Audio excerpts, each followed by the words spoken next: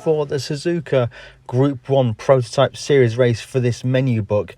It's quite a challenging race, and the car that I found to work best is the Porsche 919 Hybrid. And aside from the stock setup that comes with the car, I bought the racing hard tyres and the medium turbocharger. Everything else remained completely stock. Oh, actually, no, you do need wet weather tyres. I bought both intermediate and full heavy wet tyres.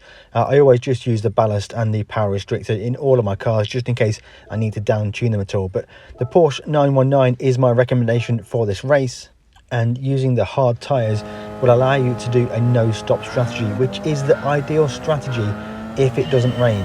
To achieve this strategy with the fuel, I use fuel map 3, and I short shifted for the majority of this race, and I had some fuel to spare at the end of the race. But this Porsche 919 Hybrid has incredible downforce and works really well through all of the twisty corners.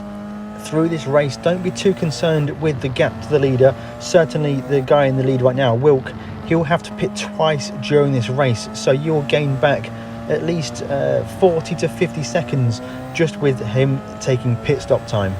During this race, I've realised I was actually really quite good on fuel. I was started out on fuel mixture 3 and 4. Now I'm going to put it back to fuel mixture 1. I think I'll be able to get to the race if I just short shift as we drive through here.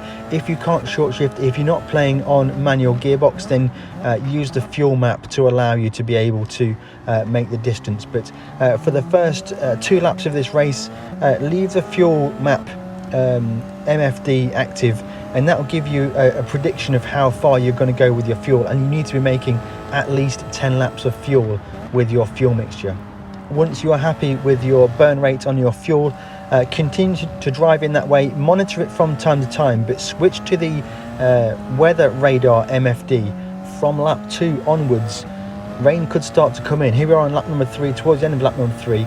We're going to quickly flick on the MFD back to the fuel mixture and just check we're still on target to make the race distance, and we're looking good.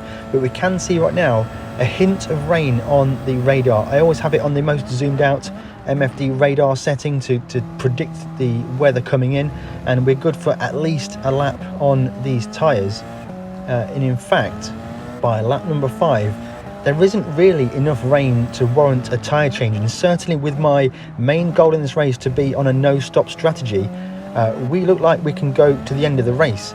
Ahead of us just right now is the previous leader, Wilk. He's in a very fast car. He's probably difficult to hang on to, but he has to pit twice, so he's going to put a lot of time wasted in those pit stops. We don't need to be catching and passing him on the track. We just need to be within that pit stop window to allow us to pass him while he is in the pits.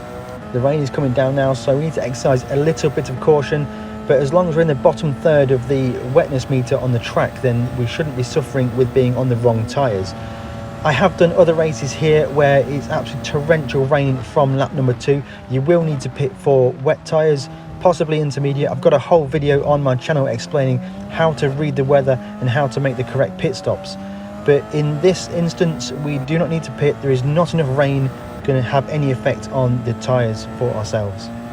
Skipping forwards, as you can see, we just haven't caught Wilk at all. He has incredible pace, and we don't need to. All we need to do is latch onto the back and just be within a pit stop. But luckily for us, his fast race pace has meant he's caught up with other drivers on different strategies. So he's starting to lose out. He has to race through these drivers. He has to pass them on track and pit to be in contention for this win. And right now, he isn't getting through this traffic as fast as he needs to, and it's falling into our hands. We're going to do a bit of battling here with the other Tomahawk driver, and it's going to allow us to sneak to the inside of Wilk and hopefully put that move on him, which puts him out of the race win, really. Our race now is with the current leader, Miyazono, who is only less than 4 seconds down the road, and we should have pace to catch him. At this point in the race, I would just be checking my fuel usage, check we've got enough fuel to get to the end of the race, and the strategy seems to be playing out perfectly. In this race, I'm playing on hard difficulty. If you do have problems with this, it is a very, very challenging race. Just lower the difficulty, get that cafe menu stamp done, and then you can continue with your game as normal. But again, if the rain comes and you're having problems with the rain, just rerun the race. It is almost 100% random every single time. The race will always start dry, but from lap 2 onwards, I find the rain can start to come in. As you saw on the MFD just there, in this Porsche 919 I use brake balance all the way to the back. This car can be quite understeery on the brakes, and I also think that helps with the energy recovery. So brake balance all the way to the rear on this car, and as you can see here we are still on fuel map number 1 and 3 laps of fuel remaining and 3 laps to go. So we do need to be a little bit cautious with our fuel, but by short shifting I can get to the end of the race on this tank of fuel, I'm sure. Skipping forwards now, we're going to make the pass for the lead just by nature of having great hybrid acceleration out of the corners and great corner speed in all of the medium speed corners in this Porsche 919. All we need to do now is control the race, make sure we've got enough fuel to the end of the race, drive clean, no mistakes, and we are in control of the race. No one can pass us. Quick check on the radar for the weather. It rains in the area, but it's unlikely to affect us at the track, so we just need to run lap times to the end of the race. Skipping forwards now, final lap of the race into the chicane for the final time, and we're going to time it absolutely perfect for fuel. Probably a bit too close, but we were in control of that. Maybe a higher fuel map if you want to rev out the gears a little bit more, or if you're using automatic gearbox, that will help.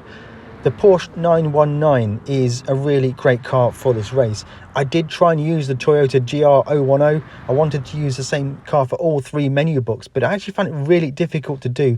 Suzuka is such a tight and twisty track, you need that downforce. Hopefully this has been some use to you and you'll be able to complete this menu book. Thank you very much for watching. Hit that like button if you've enjoyed this video. We'll catch you in the next one.